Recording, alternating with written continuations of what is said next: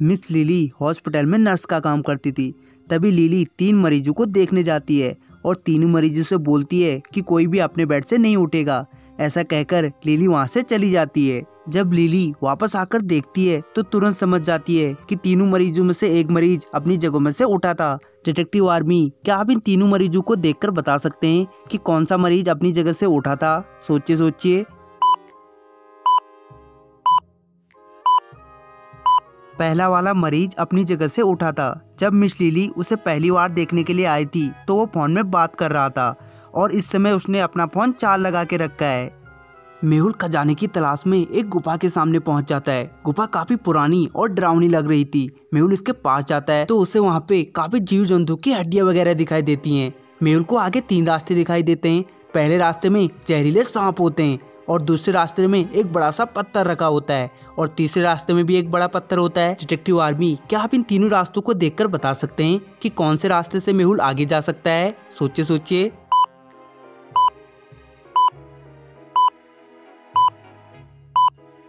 तीसरे वाले रास्ते को ध्यान से देखिए। उसके नीचे से खुली जगह है जहाँ से लाइट आ रही है और नीचे पत्थर खिसकाने के निशान भी हैं, यानी कोई पत्थर को इधर उधर खिसकाता होगा और इसके अंदर से आता या जाता होगा। यानी मेहुल को तीसरा रास्ता लेना चाहिए। मेहुल पत्थर को वहाँ से हटाता है और गुफा के अंदर चले जाता है। मेहुल थोड़ा आगे जाता है तो उसे कुछ पैरों के निशान दिखाई देते हैं।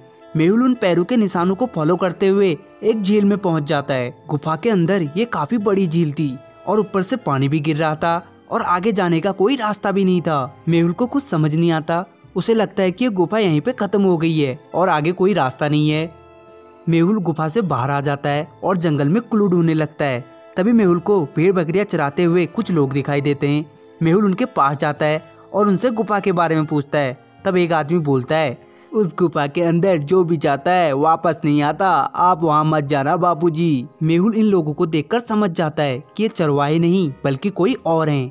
क्या आप समझ पाए डिटेक्टिव आर्मी? मेहुल को ये कैसे पता चला होगा कि ये चरवाहे नहीं बल्कि कोई और हैं? सोचिए सोचिए।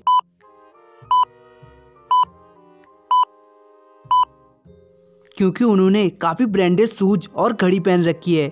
भला एक चरवाहे के पास इतनी महंगे शूज और घड़ी कहाँ से आएगी? मेहुल उन पे नजर रखता है और उनका पीछा करते हुए एक शहर में पहुंच जाता है जहां वो लोग एक बड़े से खंडर जैसे घर में चले जाते हैं।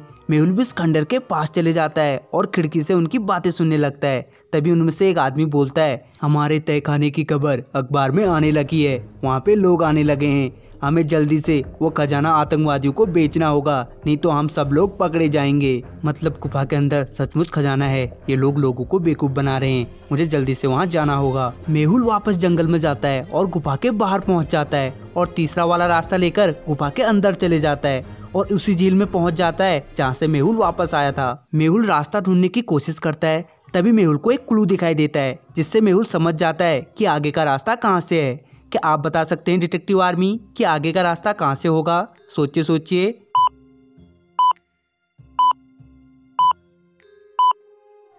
जो पानी झील के ऊपर से गिर रहा है वो तो एकदम साफ है, लेकिन जो पानी बह के जा रहा है उसमें काफी कूड़ा वगैरह है, यानी पानी ऊपर से नहीं आ रहा तो पानी झील के पीछे से आ रहा होगा।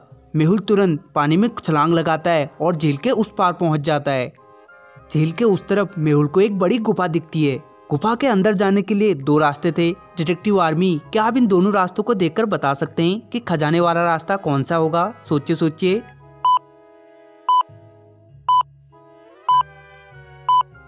दूसरा वाला रास्ता खजाने वाला है क्योंकि इस पर देख के काफी सारे पैरों के निशान हैं, यानी वो लोग इसी से आते जाते होंगे। मेहुल दूसरे रास्ते से गुफा के अंदर चले जाता है। अंदर जाते ही मेहुल को तहखाना दिखाई देता है।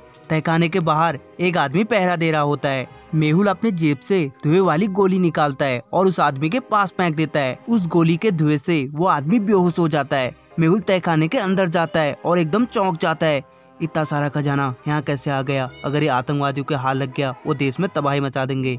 मेहुल फोन करके पुलिस को वहाँ बुला लेता है और फिर गुफा का दूसरा रास्ता ढूंढने लगता है। तभी मेहुल की कार बंद हो जाती है।